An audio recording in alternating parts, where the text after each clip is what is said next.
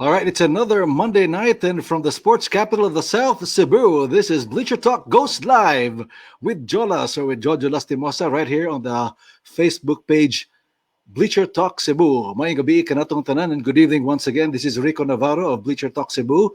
And for tonight, we have a special guest, of course, somebody or one of those who made a big name for himself in Philippine basketball. In fact, one of those, the greatest to ever play the game, one of the best in the PBA, one of the best in PBA and basketball history in the Philippines. But more importantly, one of the best because he made Cebu an important stepping stone to his career and to find and it brought him to where he is today. And with that, without further ado, I'd like to introduce our special guest for this evening, your favorite and mine. Please welcome Isabella or Jojo Lastimosa.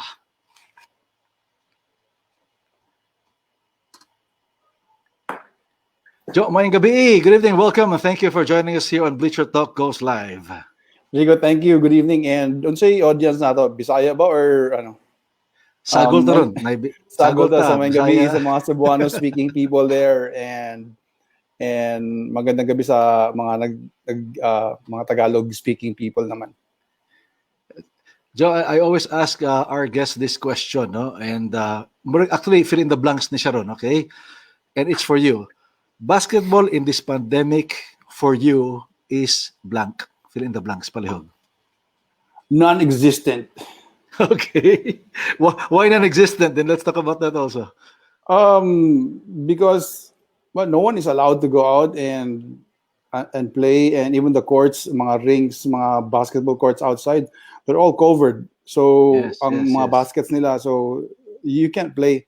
The only thing that you can probably do is just dribble the basketball and that's it. So it's really non-existent.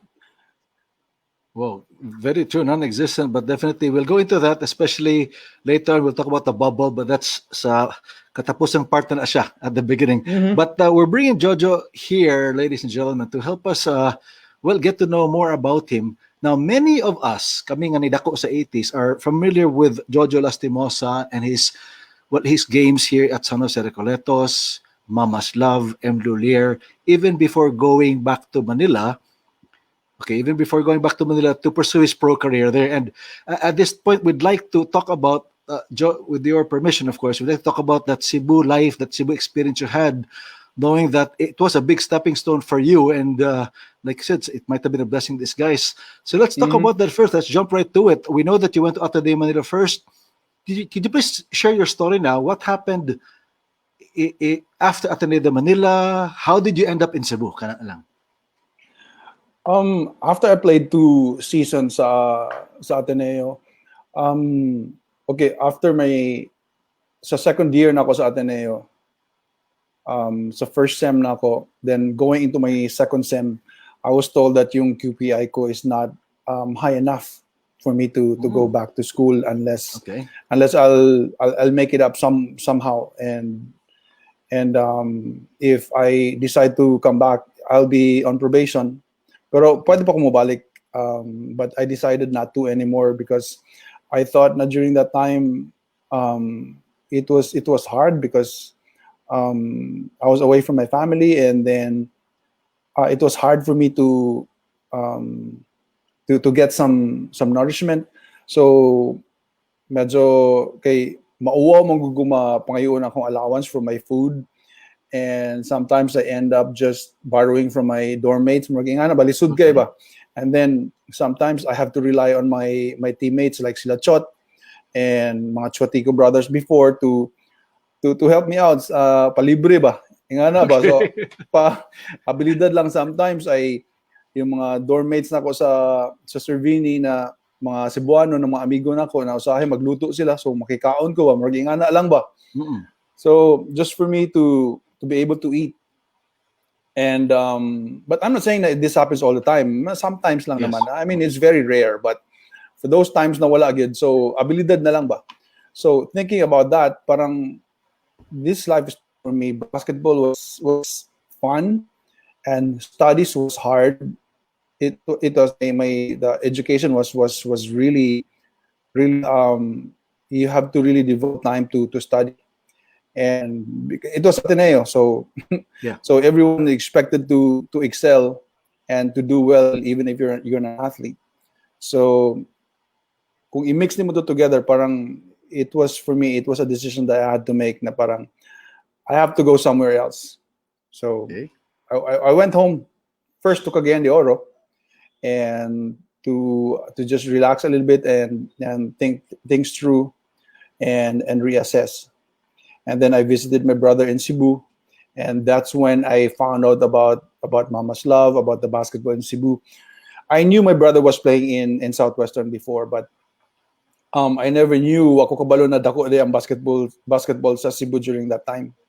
Oh, okay. So once I visited there, I never left. I said this is the place for me. What about it? What would you say this is the place for me? Unsa may nakita nimo nga this is it for me? First, pagbisita na ako sa akong brother, ni diretso ko sa quarters nila sa Mama's Love dito sa first quarters nila kung asa ang IPI sa De La Montaña ba to? That street. Yeah, Mabola, De La Montaña, So, correct.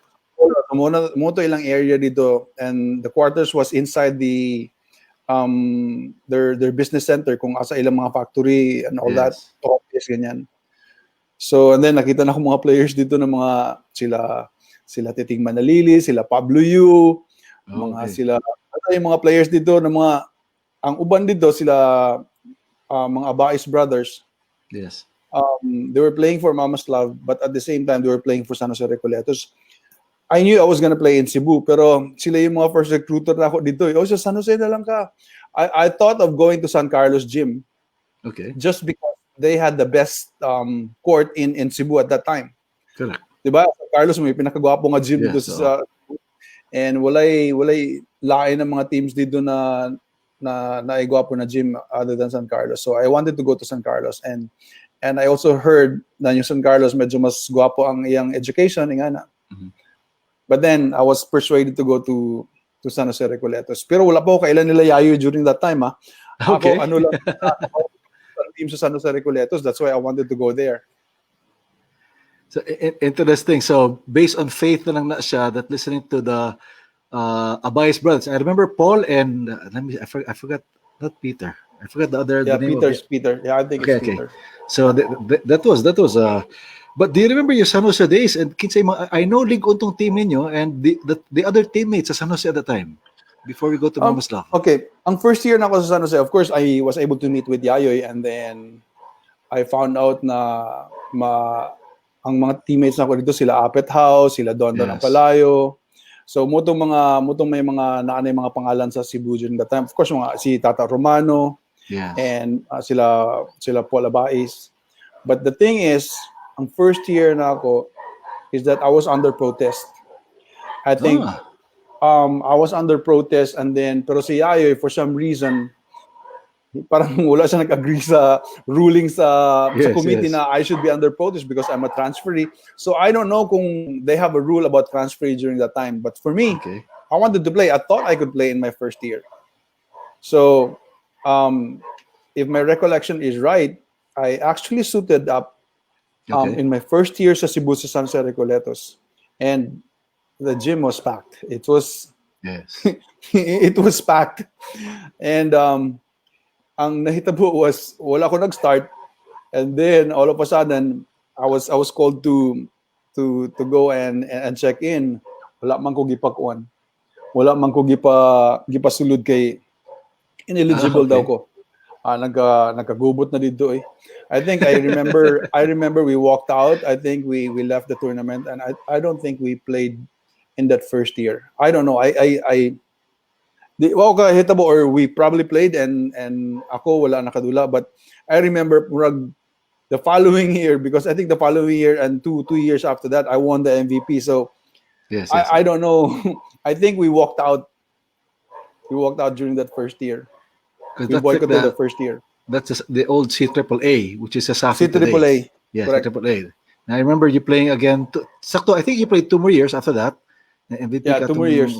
Yes, correct. I remember that. But speak of ligon tong team ninyo to junior time. Oh yeah. Na I don't know ang palayo. Zaldi relibit, di ba? Kauban sa mga to? Correct Yeah, me if I'm kauban wrong. na namo si Saldi adto. Si Saldi straight Later from part. high school. Can you imagine si Saldi kaduwa naman gud ako siya sa Cagayan de Oro when he was si Okay. Saldi siguro mga 4 years younger than me ata. Yes. Kaduwa na nako to si Saldi sa Cagayan de Oro sa Summer League dito. I was 16 years old and he was probably 14 or 13 Wow. and then taas na siya mga 6'4 na nya. Kuan ba dako kay siya iyang reach. Can you imagine a guy like that na will just end up in Cebu? Hindi, di ba? Karon og naay mga bata na 14 years old, 13 na 6'4", 6'3", diretso na sa Manila. Yes, that's true. Di ba? So I knew Salde when he was in high school. So he ended up in San Jose Recoletos, so nag-teammate me. Do you remember the years that you won the CAA championship niya? Kinsa to'y mo Don, you, Zaldi. I know you also won the national championship, national intercollegiate champion sa mga to. Yeah, kusog to mo lineup. Apet still there katong last year's Yeah, Apet was still there. Sa Okay. intercollegiate namo na lineup was Don. Ang power forward namo, ang sentro namo si John Burgos. And then si Apet, ako, and then si ambot lang, napa ba sila Tata Romano ato? I think graduate na sila Tata Romano. I think they only played 1 year. Okay. Sa San Jose Recoletos with me. The following year, magula na sila. So kusog daw mo lineup during that time. Because if you in the nationals, would you remember kinsa inyo gipili si nationals? Ako mismo Letran na magipili ato sila Samboy. Samboy na to. Samboy na to si Jerry Cabatana, si Tino Pinat, si Bong Ramos. Bong Ramos ba? Basta may isa ka Ramos na 6'4" na guardian na may mudua. Nag-PBA gyapon siya. Okay. Jerry Gonzalez, si Romeo Ang. So kusog do ilang kuan, kusog gyapon ilang lineup. Kusog sa to with Samboy there also at the same time. Yeah. So, and of course you guys winning. And you, Interestingly, yes. nag-teammate mo yung Samboy mga a few years later. Correct. Sa Bleacher, no? Yeah. Okay. But at that time, what was it like regarding? Of course, today I'm afraid I cannot say that Cebu can match up with Manila sa college level, no. But at that time, were you confident na ang inyong kontra taga Manila? Pero were you confident with yourselves or pildehonin na to, or what was it like then compared to today, ba? And the story was that actually the Manila teams during that time, they're actually afraid to go to Cebu and go up against the Cebuano players because the reputation of Cebu players were we play rough and fast. So during that time and I think they knew that. Okay. Pag may dayo ng mga Cebuano teams doon sa Cebu during that time. Although can you imagine yung Louis na mostly college players? May amo kontrahan mga PBA teams na during that time. Yes. So we visit the mga PBA teams dito, then we actually beat them. Although manay reinforcement na import, but then you have to consider na all amateur lang dito sa Cebu. Yes. So it was Cebu had that kind of reputation before. Na the players were strong. Mais lagi ko ng mga pangkanon. So that's just a big misconception and a myth. Yes. Mais aga kaunon mong kaog mais. Bugas man mo kaunon. Humay. Yeah. Humay. Because right there, Joe. Because if I will track this correctly now, okay, championship at San Jose, you know that you got the MVP. Let's transition now. At that time, were you playing with Mama's Love already, or I know that during San Jose days, nagMama's Love na ka to with the touring team of Mama's Love. Could you please share your stories from there? Interesting story for me. So I was playing for Mama's Love, and at the same time, I was playing for San Jose Recoletos. So yes. So it was a good situation for me because Mama's Love provided me with quarters and food, and which is what I actually needed. Kasi wala mo ko'y balay dito sa Cebu. My brother is already married, and I couldn't possibly be living with him. And so nai-quarters sa Mama's Love, tapos na sila pagkaon. And then my allowance during that time was 800 pesos a month. So my first year. Yeah, 800. So Ang sapatos sa una 700 naman. So na Ah, imported na Converse na Dr. J. yes, yes. So 800 is okay na ako dito sa sa Ateneo mo koy kwarta diri sa na mo koy 800 a month. So for me that's more than enough money. And then so I was playing for Mama's Love and then sa San Jose at the same in Mama's Love bangko ko dito. Kaya Yeah. daghang mga veterano ng mga players dito, bangko ko dito. Okay. Okay, you're talking about established guys in Cebu, sila Titing Manalili, sila Pablo Yu, Yes. sila Jesus Yuson, Yes. my Yes. brother, kinsa pa itong mga players na mo sa una, sila Larry Villanil. Yes. Yes. I was the youngest, so when I went there, I was around maybe 19 years old. I was still 19 Okay. or going into 20. Basta murag ingana lang. Kasi I was 16 in Ateneo, so 16, 17, 18. I was probably 18. Okay. So I was pretty young, so I was okay with that. Pero pag adun ako dito sa San Jose, gamit kayo ko kaya yoy. Of course. Practice mig sa Mama's Love na 10 to 12 man siguro ang practice sa buntag. 10 to 12 and then muli ko sa quarters kaon and then I don't know if I had class. I don't know where I put in my class schedule there. Basta ang practice na mo sa San Jose was hapon mga around 4 to 6 after classes sa quadrangle na mo sa San Jose. Okay. So my routine was like that. Commercial team, collegiate team. So every day duha ka practices. Can you imagine? Wow. I think that helped me in my progression as and improvement as a basketball player because duha ka buk akong gaduaan at the same time I was going up against really good players in Mama's Love. Yes. And I think I learned so much just watching those guys and playing against those guys. So bangko and then gamit babad. So murag para sa ako it's okay. And then okay, to continue on, so ingana ang nahitabo sa ako and then for my first year and then my second year na yata, then I won already the MVP in NCAA and then I won MVP pa sa National Intercollegiate. Yes. Okay. So this one I will not forget. Okay. Pila na ka years, mga 30 plus years na.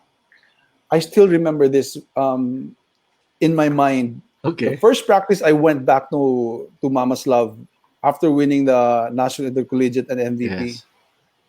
Si Junoel spoke to me and he said, I'm sure he said congratulations. Pero what stuck to my mind was that yung message niya sa ako na ingon siya na Jo, congrats, maragingani lang ang akong ma-recall na I hope na di mo dako ang imong ulod dong ha. Murag ingana ang iyang giingnan sa ako. I hope na di mo dako ang imong ulod dong ha. And I was like, why? Because parang sa ako na parang it would never occur to me that I would change my personality just because I want something. Parang ingana ba? Yes. Yes. Because I knew my character was already built during that time. So I was just surprised.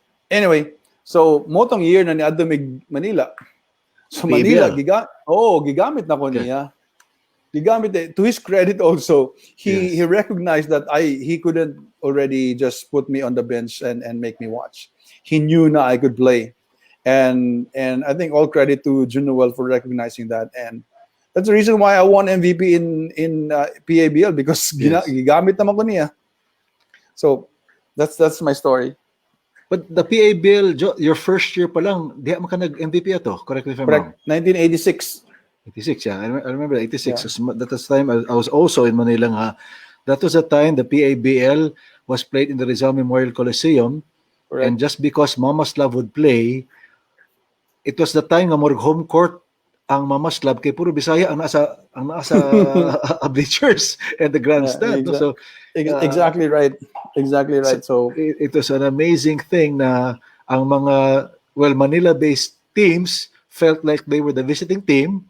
Mm-hmm. And kibabi ka mga Bisaya, mga Cebuano, mga buang raba, even the crowd medyo correct, the players quote rough sa bleachers said. Can you share with us the PABL stories? Kibaw ko daghang kay istorya sa PABL nga lingaw kayo. Okay, we were not members of the PABL team, but I Okay. think I think the league wanted to spice up the league by inviting a Cebuano team, and it Yes, was yes. a really good move. So nag-join mi sa ang Mama's Love, and then ang situation was okay. I think kung second year na to na ako, so from 800 pesos, I think I got an increase yata of 200 pesos. Murag 1,000 naman siguro ko adto. Okay. 1,000. So anyway, so ang situation na mo talaga pinobre gyud eh. So pag adto na mo dito sa ang quarters na mo sa IPI Las Piñas. Yes, yes. Napala So down. It's still there. nagyapon. I think yung katong casino nila dito sa MPBL dito Yes, gyapon sila Magipa. kapuyo. No. Anyway, I remember quarters na mo one big office room.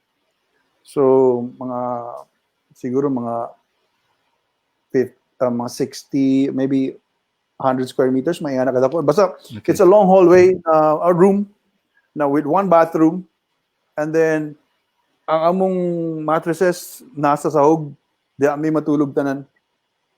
So inga na ang among living quarters during that time, but no one was complaining. Aircon man siya. Aircon to. Yes, I remember that. Aircon man siya.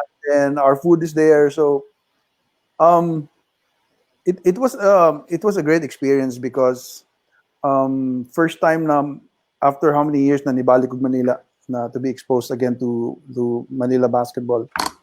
So I was excited to be back. 'Cause that is something like 2 to 3 years. Then in the PABL, I know you played for Maslov, I think for 2 years in the PABL before you to switch to Emlulier. Could you share with us that the transition between there? Okay, and then ang nahitabo pa sa ako sa Mama's Love is that I remember I signed for a 2-year contract. So namo koy Okay. papers adto na ako, and Okay. then pag expire na lang ako sa 2 years adto since I was playing for San Jose Recoletos. And then after 2 years, and then si Luwilier, H. Luwilier pa before Okay. they formed a team, commercial team, yung time na yan.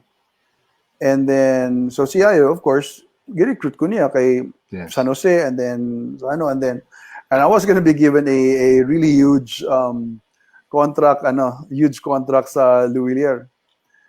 And of course, since wala na ko'y kontrata, so I went to the manager of Mamaslav I'm leaving already, so I'm transferring to Ingon man na ako na di man ka pwede mo-transfer dong. Kasi nga naman, sabi, tanaw ra gud na imong kontrata, ni sign ka og 3 years. Kunya nakita na ako ba? Okay. Eskwela biya ako, kabaw biya akong basa.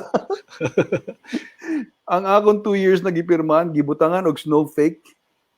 Nya Okay. na handwritten na 3 years, ang 2 gi-erase. Oh, okay. Katong typewritten. So sabi ko, you can't hold me na parang it's a fake because tingnan mo ang inyong imong gi-erase ang 2 years na ako. So wala siya nabuhat sa ako. So I left. Okay. Wala siya gikuan. So mo lang to, ingado lang to, wala may nahitabo na lain. So luwiliar na ko.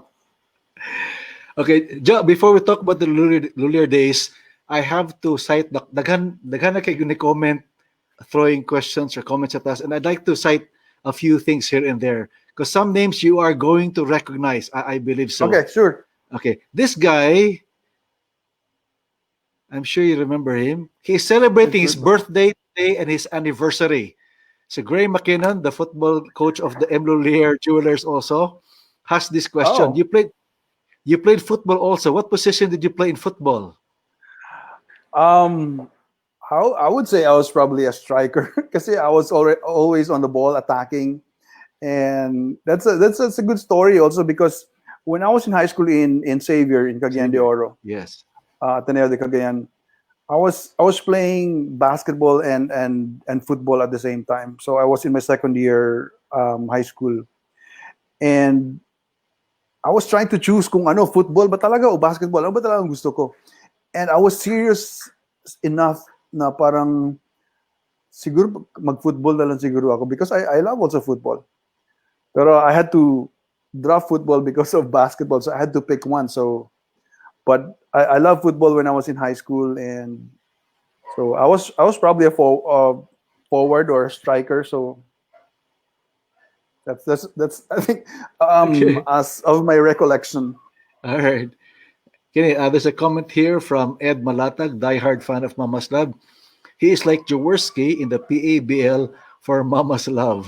Your thoughts about this, Joe, to compare you to Jolas, and you've played against Jaworski rather, and you've played against the Big J in the PBA.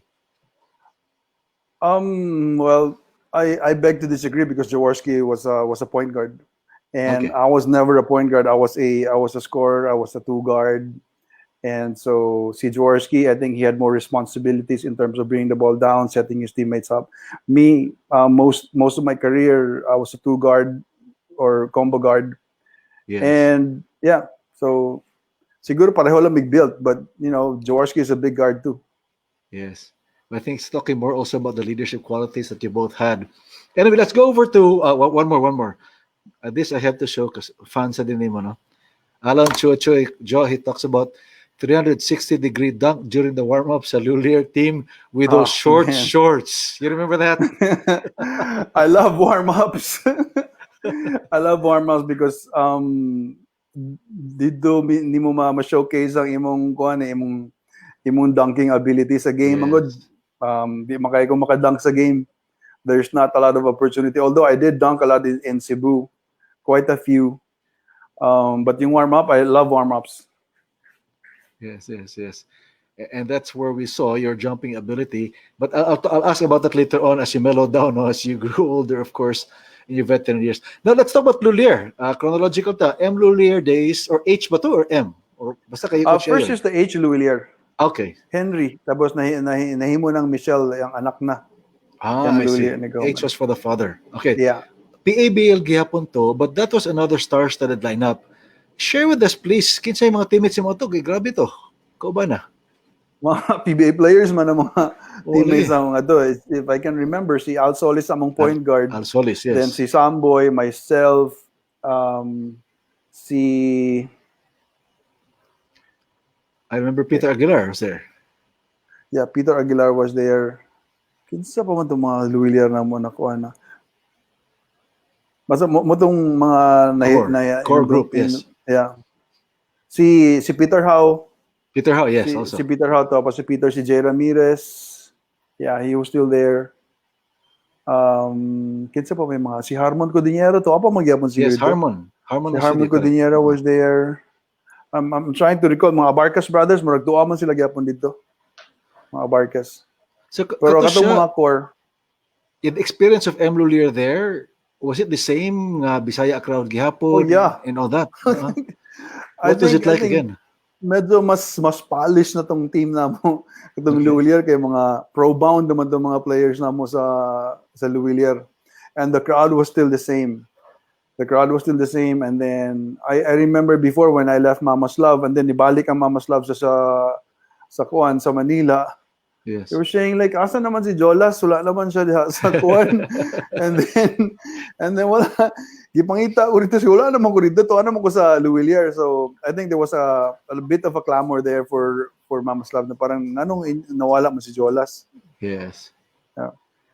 'Cause I remember that was a time when also, actually, I was studying in college in Manila at that time. So, nahitabo ato kay ang Mama's Love og Lulier, mo'y makapuno sa Rizal Memorial, even playing against, but I don't remember, did you ever play Mama's Love during the PABL tournament? That, I don't remember. Wala naman siguro sila. Adi, murag na kontra galing na mo. I think nato isa ka year. Murag na kontra mo siguro na mo. I think Yes. Kabago ang mga players doon, lahat na to. Sila Paul Maninang na to, sila Calvin Correct. Tuadles. Lahat naman ang mga players nila dito. Wow. Yeah. Interesting thing. So, then after M. Lulier, let's go somewhere in between national team to. Correct me if I'm wrong. M. Lulier going PBA. Was it there already? Yeah, nag-national team na ko kato nag PABL naman Yes. sa Luilier. That was 86 and 87 naman siguro. Yes, correct. Yeah. So 2 years magunang national team, so 86 and 87. So mutong time man ni kuan mi sa ni appeal mi sa kuan sa Luilier during that time, 86 and 87. But this is the Philippine men's team niya, men's national Yes. team na siya, na amateur. Yes. And all that. No, so which is, All amateur pa tong time na mo. you remember And- those the teammates there sa Philippine team. Oh yeah. Who were the I was all-stars there? um the tryout before uso pa man tryout sa una karon gud handpick naman gud sa ila Yes, sa yes, national yes. team i-handpick na lang nila mga players so one mga players sa pool na mo before it was open tryout na all collegiate players na kuan gipatawag so we're about 100 plus sa Rizal Memorial so every day after tryout so they trim it down to less and less players and you have to find out about your status sa newspaper the next day and medyo ano siya medyo tense siya kasi Okay. I wanted to be in the national team so imagine first time na ako na meet sila Alvin Patrimonio during that time sila Jerry although nagkontra nami sa PABL pero face to face na makauban mig tryout first time to sila Ronnie Magsanok so sila Alan Kaidik so naanay mga names na murag supposed to be mga shoe-in na during that time kana sila Alan sila Elmer Reyes shoe-in na to sila during that time so pero kami na dili pa kayo establish ang mga names we're trying to fight to get to the lineup so I made it so that was 86 yeah that was 86 And I remember you telling me before that it was something that you did not really expect. You kind were of sure of not it. really Yeah. expecting but Yes. you know mo man na akong murag I think that's just the way how I operate I don't try to put too much parang value in myself na parang Okay. na not to expect too much from myself although I knew I could play but I knew there were a lot more players better than me during that time so para lang di kayo ko ng expectations ba but you know I'm still gonna try hard pero I knew that there were a lot of players better than me Because at that level, I'd like to bring this back to the PABL slash the Philippine team slash the PBA and compare to today. Because I don't know if I'm biased, but at that time, ang feeling nako ba nga loaded ang PBA. But at the same time, loaded sad ang competition di asad sa PABL and for the Philippine team. Because I remember the de facto Philippine training team also played in the PABL. If you remember, the Lagerlight team. That was correct like that was like a team B to the NCC. Okay, tama do you tama remember that? Could you share with us the encounters you had with the? I remember Dindo playing for Lagerlight and was Alan kay Ah, Dick there already or katong yeah that group? Lager Lights sila Jericho Diniera Yes, tuwa Jerry. sila Yes. dito Oo. si Alan I don't know kung nagdula siya dito sa Lager Light during that time basta na kontra na mo tong Lager Light when I was with Mama's Love Okay. Okay. Mama's Love pa ko during that time sa moto ilang murag team B nga nila murag mga up Timbi. and Yeah. coming players sila Jeffrey Graves sila Jericho Diniera sila Dindo Pomaren wala tong mga inumduman na ako kasi the following year na Luwilier na ko niduwa naman sila sa Hope so sila Jeffrey Okay. Graves sila Yes. Ato Yes. Agustin Yes. so, sila Glenn Capasio tuwa na sila sa Hope Yes. so kumbaga na nabunggag na silang team pero na-form naman tong team na mo adtong 86 so I played for 2 years sa national team 86 and 87 Wow. Then the 86, 87. Do you remember the Philippine teams? Rather, your participation outside and what was the experience like? Because that was your first. my Di Yeah, mo my good, first somebody from memorable Cebu. Yeah. experience. Yeah, first memorable experience playing for the national team was the 1986 Asian Games in Seoul, Okay. Yeah. Korea. Ang lineup naman dito. So I was playing behind soon to be pros. Sila Elmer Reyes, Alan Kaidik, Samboy Lim. So silang tulo I was playing behind them. Tapos ang sentro namo during that time si Jerry, I think si Harmon Codiniero or si Jack Tanuan to pa dito. Mm-mm. And then guard namo si Ronnie Magsanok, Dindo Pumarin, Glenn Capasio. Curiosad. Na line up. Yeah, and kinumdum ko murag si Joey Mendoza to mo siguro dito. I was sa second year na to na ako sila Joey Mendoza ug sila OG Guanyo. So anyway, so I was playing behind them so I didn't play a lot of minutes. So the following year, 87, katong nag-pro na sila Alan, sila Samboy, Elmer Reyes. Then I was able to get into the starting lineup already, 87. Mo to naging guest team na mo sa PBA, na guest team na may adto. Correct. Oh, that's right. I remember So that. national team na mo. So interesting experience also for me as an amateur player, going up against the mga veterans, mga players I looked up to when I was growing up. But at that time, who was coaching the Philippine team? Di ba to Ron Si Jolie Jacobs pa. or Yeah, Jolie pala? Jolie pa. Correct, I remember. Jolie pa Yes. to, tama. Yeah, si Ron Jacobs sa NCC Yes. sa men parang mga to. I think NCC during that time. Yes, Katong yes. pagkuana namo. I think nabungkag na tong NCC. Because right Yeah, after the NCC, Philippine, sorry, because you're coming in choppy. 86, ang 78. NCC, yeah, ang NCC murag ang kuan naman to sila. Murag 85 naman siguro sila or 84. Basta nag-PBA sila, nag-champion pa manggaling to sila. Correct, 85 to siya. Yeah. Yeah. 86 was the EDSA Revolution. Yeah, medyo na disbanded sila right after that. That's what happened to Yeah. them there. Let's go 1988. This I cannot forget because Pure Foods, PBA na. Share that experience. Wala pa okay. I think I don't think people remember na Okay. katong pagsulod na mo sa PBA in 1988, wala pa drafting. Karon Yes, kasi that's na may true. PBA draft, right? Yes, yes. So during that time, there was no drafting. It was a direct hire Correct. because Pure Foods was a new team, an expansion team. So they were given the privilege to pick the top 5 players from the amateur rank. So yun yung consensus nila. Yun yung kumbaga that's their reward for being the new franchise. So I was picked together with si Alvin, Jerry, Glenn, myself, and one more. So kinsa may panglima na mo? Jack Tanuan ba? So I can't remember the 5th guy. So lima mi na direct hire from Direct, yes. from the amateur. Yeah. Pero kato siya, that was all rookie na direct hire, di ba? Because some of them had already, some of your former teammates had gone up earlier. I just want to take a short break lang ni siya para makapahaway tang gamay kitang duha. But what we'll do now, I would like to show you pictures, no? Old Okay. pictures. And then I'd like you to just say 1 or 2 words lang. No need to explain because I know that the pictures will say a lot of words, no? So if you can show the pictures and show if you could give a few comments here and there, and the pictures are showing thing. Okay. Okay. First is the one to the left, Xavier, high school, I suppose. Team captain, Okay. varsity. 4th year na Yeah, siya, yan 4th year. Xavier.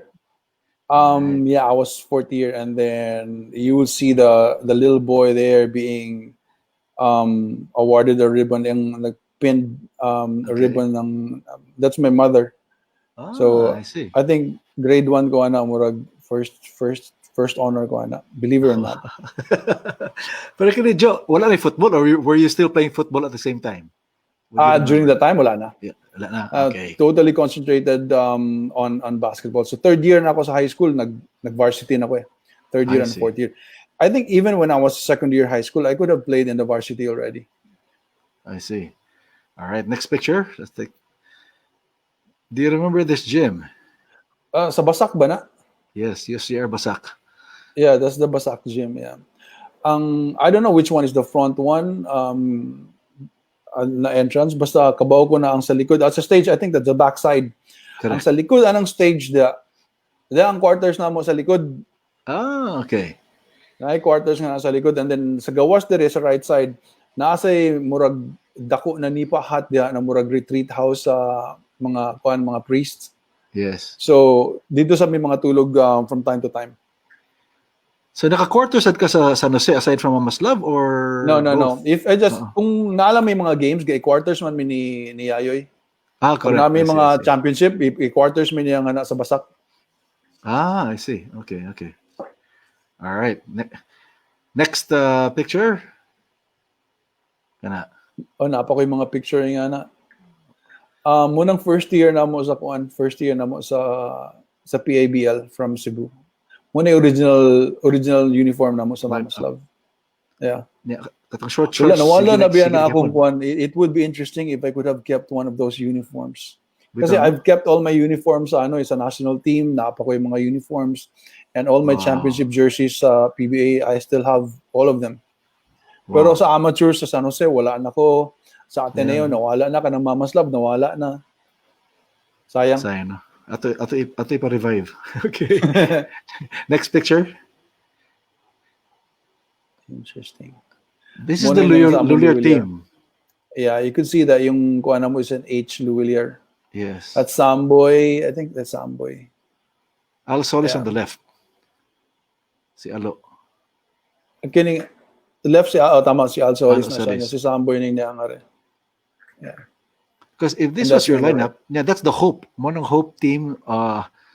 So former Lagerlight people were also there. Kini siya, Joe, because this is one brand of your game, eh. What they said a lot, grabe kasi Joe, mo saksak, mo drive. Because remember, you were not known to be a three-point shooter before. No. Correct me if I'm wrong. I'm a scorer, so I was born a scorer. I like going to the basket because I thought I was quick enough to get by my defenders, and so I was a scorer, and I just diversified my game and developed a jump shot just to keep the defense honest. Correct, because if you had because we know that Samboy could score, you could score, also this. Yeah. Do you remember how you would share the offense? That's something I'd always wanted to ask you. How did you share the offense among the three of you? I know that sila Peter Aguilar didn't score too much offense. Kamuging tulo who scored for Lulier. Didn't think about. I'm sure yung play namin wasn't that complicated because it was an open court game.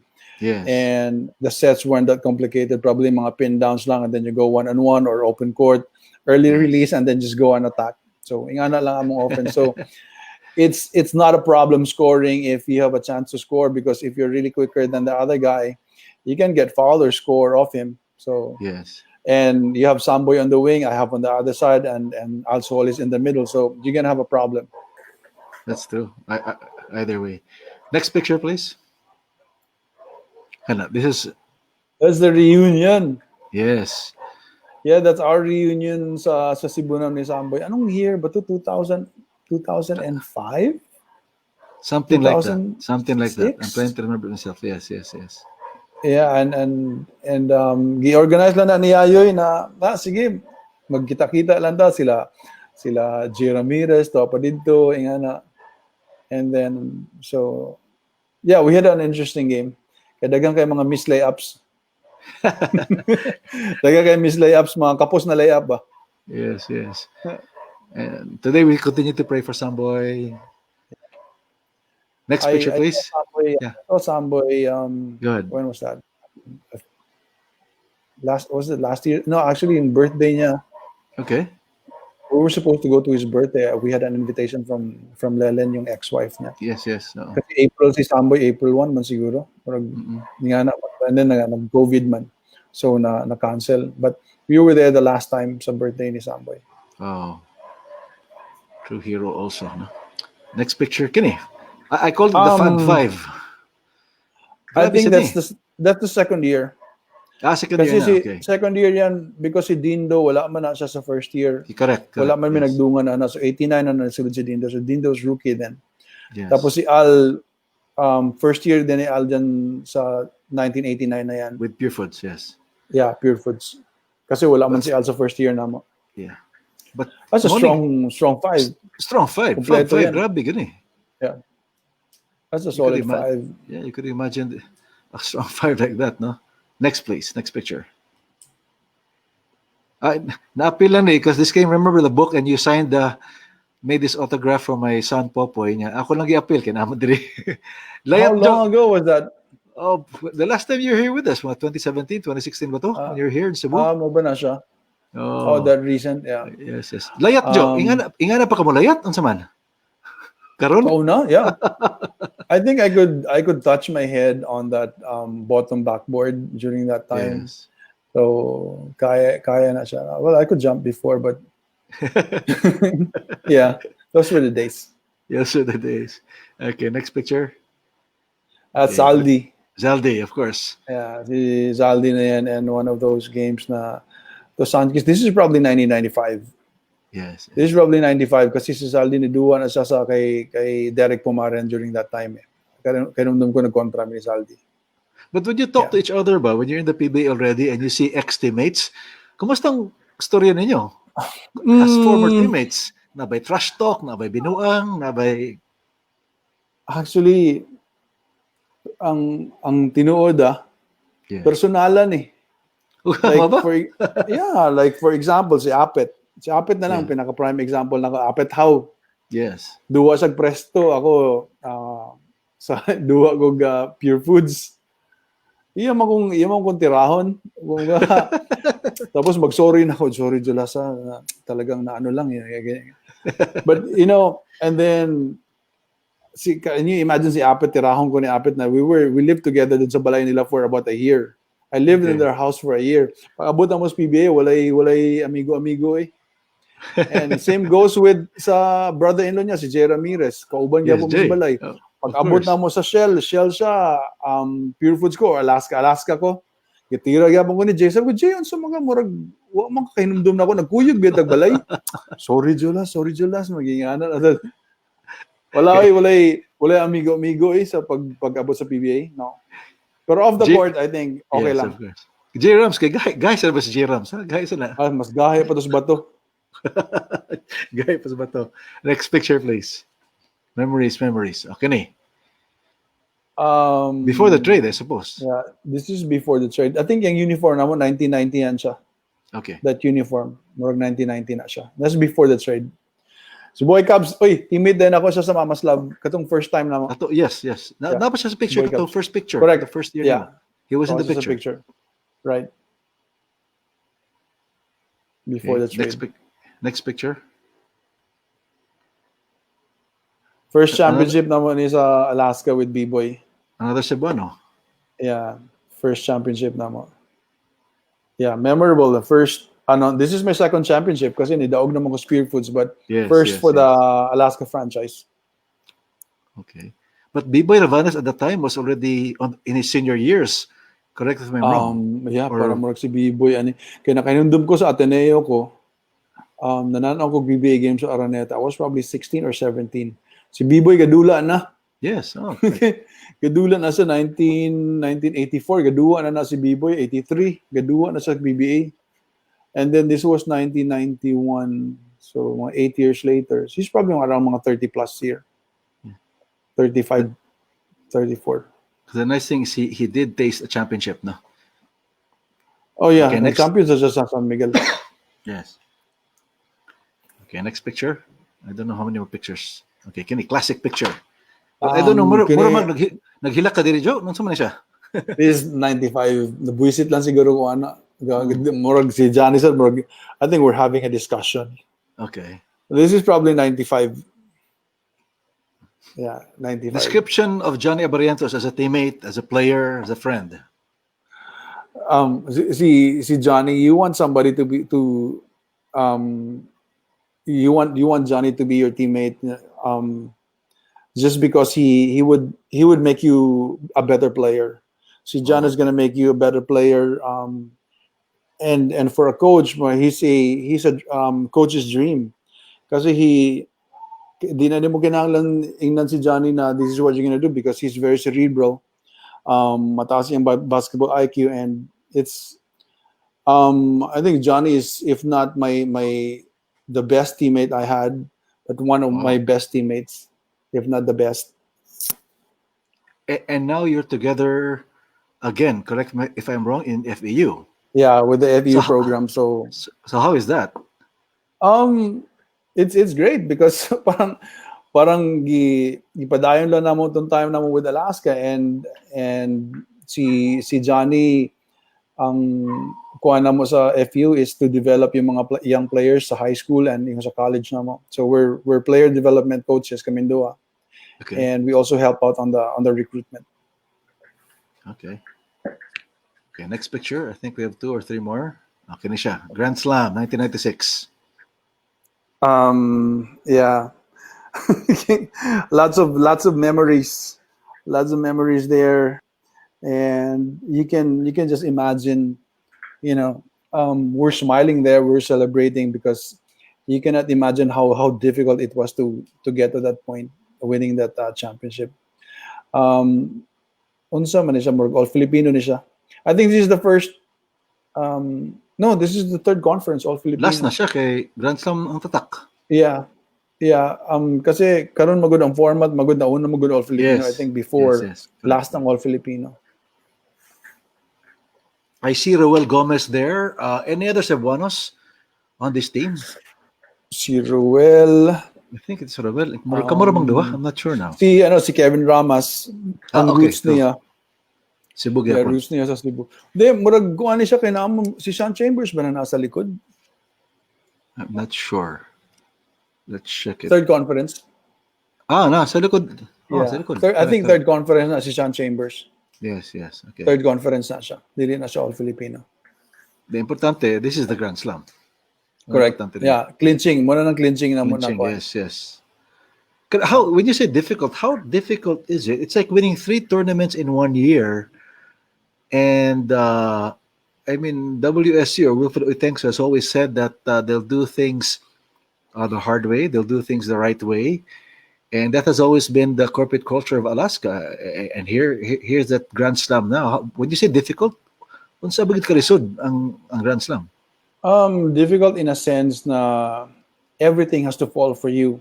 Kinahanglan, wala mo mga injuries, and then I think at the same time, because ang mga teams na mag Grand Slam, usually they're a rare opportunity na parang you're gonna have a set of players na are like-minded, and Yeah. time na mo sa Alaska, I think we were all like-minded, high character guys, and so parang I think it was easy for Tim, Yes. but easy in a sense that he doesn't have to tell us na parang uy kala mo pagpuyat-puyat nga na, so ayaw mo pagguan, so be disciplined. So I think for us it was just natural that we had a mission. So kanang grupo ng mga players there, we were focused, and we knew exactly what we wanted during that time. Okay, next Yeah. picture. I think that's the last or na pa isa. Okay, this is my last. You're no I think longer we a player. Nasuko ka, Joe? But as a coach, as a coach. Well, yeah. Well, this is already with NLEX, but I was Yes. already an assistant with Alaska before I transferred to NLEX. Correct. So I'm wondering if you have pictures from Alaska na I was coaching. I'll try to look. I don't think I have it here.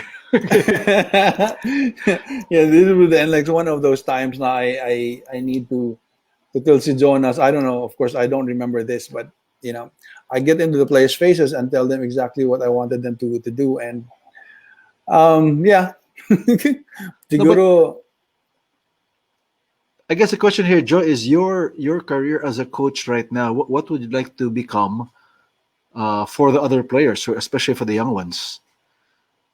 to become, what do you mean? Yeah. Well, what's your dream now as a coach for your players? Like, I know that you're also involved in FEU, and you get in touch with a lot of young players, ba? And as a coach, what would you like them, no, to develop, to follow after your model, to follow after your footsteps, and all that as a coach? Of course, as a developmental coach, I wanted them to acquire the skills needed to be successful. Yes. But we have to realize that not everyone can be good, or not everyone can excel. Kaya hangad ang ilang ceiling ingana raman gyud. But there are some special players na once you teach them once or twice, they're gonna get it. Kung unsa man to yung gaitulo nimo. So for me, it's just player development. I just want them to learn the skills first, and at the same time, I want them to understand that it needs a lot of sacrifice as well. So sacrifice and hard work, and of course, you have to be disciplined. All right, I think that's the last picture. We'll go back now.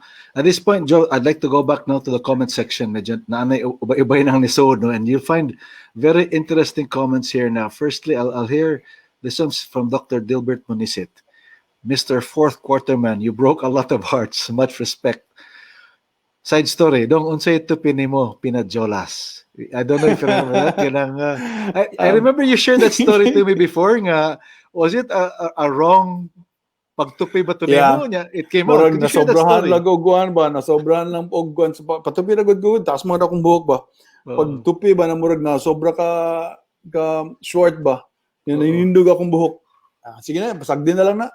So murag na kuan na lang siya, murag na uso na lang, spike hair. Kanang doon ka na, murag at that time, Spike, o kanang punk hair type ang tawagan ni Mm. ating panahon na, no? Pero wa mo to Alright. tuyo ah. Wala to yung hot tupi. Yeah. Alright. Thank you, Dr. Dilbert Munisit, for bringing that up. Mga memories good niyo. Mga basketball fan din. Okay ni. Don Ontiveros is in the house. Hi, Don. Yeah, Musta diha? anak ni Don. Grade 2 or 3 tingali ko. Muli ko sa balay para mag-ilis dan mutan o sa practice nila Idol Jolas sa USJR Coliseum sa Basak. Kasi doon na time, di magpuyo di adapita, nag-eskwela sa Don Bosco. So doon kayo ang Coliseum sa San Jose. I think Don mentioned that to me a few times when Okay. we see each other. Na taga-Basak na sa Don na mo kuan lagi sa ngadto. So, well, good for him. Na siya nakita ng mga player na, can you imagine that? Na, di ba, who would have Yes. thought na we would end up in the PBA? And play for Alaska also at the same time as your quote-unquote retirement teams, if you want to call it that. Yeah. All right. We have another comment here from mga fans ni mo, proud Xavier University product of Cagayan de Oro from Wilt Nalipungit. Okay. I have my roots there in Cagayan de Oro. Yes, yes. I'm still in contact with my batchmates and some nice. guys I was with in high school. And so every time I go home, once in a while I see them there. So nanay grupo among mga batcha ng 81 sa Xavier. So nice to hear them. Okay. Kini siya, taas-taas ni gamay, but we'll go through it. Matabunan ta. Favorite Jolas moments. All our Alaska Aces championships, and when I was able to tell him that while the PBA never granted him the season MVP recognition, he was always been one of mine when he was with our team, and there could be another one, which is if he will reveal to me the identities of all our Alaska Aces muses. Muses din. 92, 94, 97, 99. All right. Thank you, and appreciate that. But you know, I can't remember. It's going to be the least of my concerns because kinsa yung mga muse na. Okay. Wait. Kainamdam Go, ko go. sa muse sa Pure Foods. Huh? You do? Yeah. Si Aisa Sigera og si who's the Sharon and si Broadway. Lea Salonga? Longa. Wow. So Kuyo. si Aisa, Hey. Aisa Sigera first year, I think si Sharon the second year, and then si the third year, si Lea Salonga. Wow, But in Alaska, I can't remember. Si All right. diba? Okay, a few comments here and there lang. Can you reminding us of what happened sa NBTC, or I think this is the National Championships Interschool, USJR versus Letran at Cagayan de Oro. So the game was played in Cagayan de Oro. Interesting. National Basketball Championship. Yes. National. Gitawag na before sa National Intercollegiate. Correct. So, National Intercollegiate against Letran. I myself, I don't remember that it was held in Cagayan de Oro. I assume in Xavier U. That was the biggest gym at the time. Dito sa Don Mariano Marcos. Okay. Mariano Marcos. Okay, and another comment here from the fans. Alan Choi says, PABL, I think H. Lulier was unbeaten at the time, partner mo ni Samboy Lim. Can you confirm that? I don't remember being unbeaten. Talaga. So, ang nainumduman lang ako is that nag-champion me. Yes. And I wouldn't be surprised kung unbeaten me during that time. So, si Alan, siguro he remembers. So, Yes. I would believe him. Mas hait pang memory sa mga fans, Jo. Kini, kaila ka ni. Coach Ryan Betia. Coach Joe, who would you compare in this generation? Who would you compare in this generation sa PBA nga pareho nimo og dinawaan or duol-duol nimo? Wow, what a question. Si Ryan nga no di man ko nimo pangutano na kadong kuyo ko sa FPU dili man gid sa social media. Yes. Anyway, Ryan, I think ang pinakaduol na ako na game, I think it would have been si Mark Kagiwa. In a sense na is a scorer and then dili kay mutira sa gawas, but who looks more to get a shot off going to the basket or mga ingana ng mga tira. Yes, si Mark. All right. Kini siya, shout out ni Jo. Jojo Nardo is watching us from Baton Rouge, Louisiana. And if there's a player who plays like you, kini Jojo Nardo. nakauban din ako basketball. He also plays for Gama sa San Carlos. Ang dinuwa ni Oh, Murasig si Jolas. oh, wow, Layat-layat malay lang. bro. Pero di lang ni kadahan kay ang layat ani di kita as, di ba, Jo? Leonardo. All right. Okay, let's look for more comments because we want our viewers not to be involved in this also. Kaya siya. I grew up with a passboard shot or using the Passport. glass nowadays. You've done it Yeah. perfect. So every time I make passboard, I'll shout Jolas. Tinuod na, ang tawag na to sa to, Jo, Mo passport bitaw, man. Di man mo bitaw. boarding, di ba? Kay mo Yeah. pass magid siya sa board. Or another term was just boarding. Boarding, yeah, Board correct. boarding, pa-boarding imong tira by ingana. So, yeah. Because, I think I got that from Freddie Hubalde by watching him. If Freddie Hubalde, if you can remember, um, yes. around Crispa. around the perimeter sa side, pag magbabanda si Freddie, murag automatic na siya. Wow. All right, here we go to Interesting another. Go question. ahead. Because, like I said, the fans remember you more. Kini, this is another ex-Jaguar of San Jose, Joel Co. You probably know him. Co-Jaguars here, close to Dondon Ampalayo and RC Addict also. Oh, wow. Okay. Yeah. Well, karon din ako addict sa RC, but I still have my RC, so I'm into Okay. crawling now. Joel Co, by the way, Joe also graduated from Sacred Heart School. Then he was a rookie with San Jose when they won a championship in 1992. CAAA, together with John Ferios and the late Maui Huelar. Muna isla, grupo Joel Co. Okay, murag ga-bike siya, ga-mountain bike siya, murag gwapo kay ang view da, asa man na siya. Cebu na, most likely. If it's at Budlaan, it's Busay. I'd love to go mountain biking Cebu. I Go. mountain biking. You tell Coach Ryan nga magdamog bisikleta dire when you come home to Cebu, nga magkuyog Coach Ryan kay kugihan kay si Coach Ryan mo bike. And you bring Ryan, over Coach makatungas. Pang flat hills, Ryan. Okay, kini usa pa ni. We have an imported comment from Manila. Coach Jolas is the original girl dad idol. Gosh, I Sandy. grew up watching him when I was in kinder. Coach Sandy, good evening. I was a kinder, shut up. That's knowing Coach Sandy, he's like that. Yeah. Yeah, I miss this guy. Ito, trabaho. Ito pa isa. See you tomorrow. Una na yata yan sila sa bubble. Murag ugma sila. If I not kamo kuyo ka siguro. I mean, separate batches. So just want him to know that I'm bringing my golf clubs tomorrow. All right, very good, very good.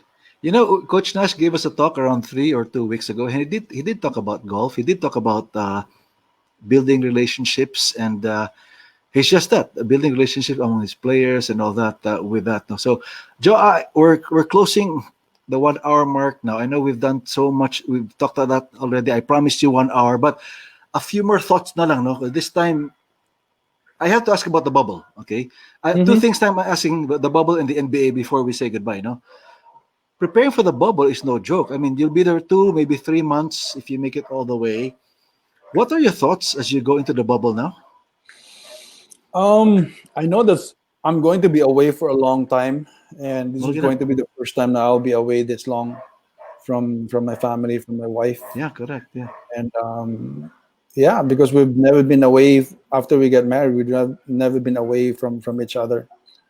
So, my only concern there is if the delegation is not going to be allowed to kind of roam around the area, at least on the confines lang of Mimosa, then it's going to be tough. If you're only going to be shuttled from the hotel to the venue and that's it, parang eventually it's going to take its toll on the delegation. So there has to be a way na kahit na paano we can get out and maybe probably run outside, mga tipong ganun. So yun lang yung mga apprehensions ko. And then of course the danger of contracting the virus is still going to be there. I think it doesn't mean now we're in the semi bubble that we're going to be immune from the virus. I think all the more that we need to be careful when we're there, to continue to wear a mask or to social distance if we have to. So yun lang. So a lot of prayers needed. Yeah, prayers promised from all of us, the fans, even the media. It's not. I mean, it's not a perfect setup, but we wish you well, and we pray that Thank nothing, you. yeah, nothing serious happens, and I'm Yeah, sure it won't. But again, as I always say, the PBA will have to be the model, no, for the sports to make a comeback of sorts in this pandemic. correct. And in a way, it's the PBA's job, quote unquote. It's the role of the PBA to bring sports back to normality, and that's where we're so thankful for the PBA. Ang pait lang is you guys are the, I hate to say it, are the soldiers who have to do it for us. No, go Um, to the front line. You're the soldiers, but at the same time, you have our support and our prayers. yeah, and well, for me, I think it's also a privilege to be in that kind of situation also, because somehow sports has to get back. So Yes, it needs to get back, and we need a little bit more of a shot in the arm to our sports community in the Philippines. So I mean, for me, it's a privilege to be there in the bubble and kind of parang jumpstart the sports in the Philippines. So I'm okay with it. So we just need to be careful lang. true. Be creative and play golf. Kana siya, Yeah, if you can. yeah, I have to ask you, NBA finals na on yeah. Wednesday or Thursday. Dire Lakers and Miami Heat.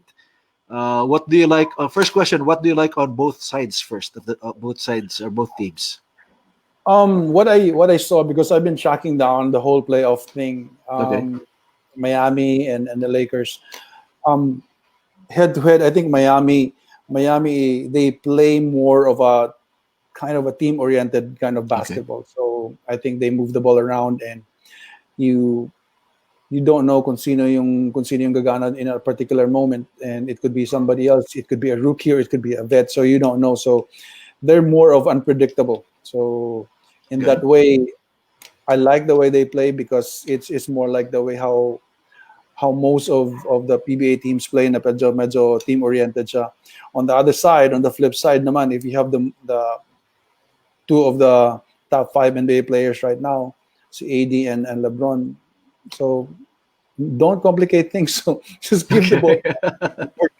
and give the opponent headache. So it's, for me, I think, um, I like Miami, but I think eventually the talent of LeBron and AD will be hard to overcome. For me, I think Lakers will win in about six, maybe six or Six five. games, yes. Yeah, max is six. I like Spo though. Well, of course, every Si cheer tayo kay Spo kahit papano. So either way, manalo Lakers or Miami, I'm okay with it. good. I agree with you. I'd like to cheer for Spo as well. Now, all the Pinoys cheering for him, Yeah.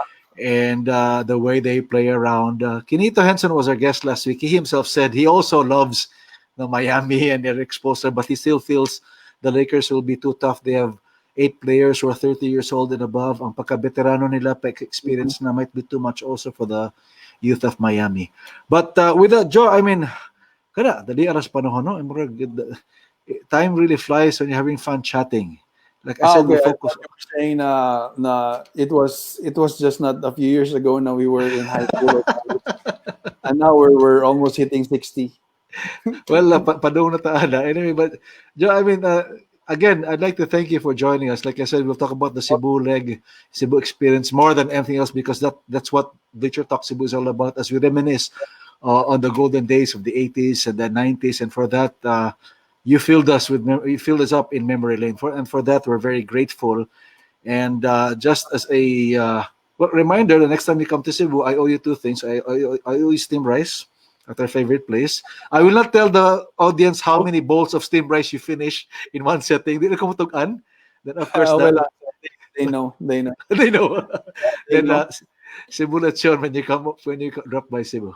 So with that, thank you Yes. very much, Sho. And Thank you. Thank you, Rico. Thanks for thank you very much. Before we wrap this baby up, I'd like to show what our slides first for next week. Know what do we have on Bishop Dog Goes Live next week? Let's show the slides for October 5. Sorry. Yeah, October 5 is Monday next week at 8 p.m. Let's check out our slides here. So that's our calendar, by the way, for the next episodes. October 5, Oliver Almadre and Dina Wong. October 12, Butch Antonio and Jong Yuchiko. October 19, Coach Noli Ayo and Paul Supan, athletic directors. And we'd like to show you this last slide. For Monday, we have Coach O, Oliver Almadre, and Dino Wong as they talk about, well, Coach Oliver will talk about coaching in Manila. Then he will confer with Dina Wong when we talk about Promdi Volleyball and how to prepare ourselves for the Manila Games. So once again, we'd like to thank you for joining us here tonight on behalf of Jolas. Joe, thank you again for joining us and our friends here at Bleacher Talk Goes Live. Thank you very much to everyone. We'll see you Monday next week, 8 p.m. gihapon. Daghang salamat, may gabi kanito kanyang tanan. Thank you. Bye.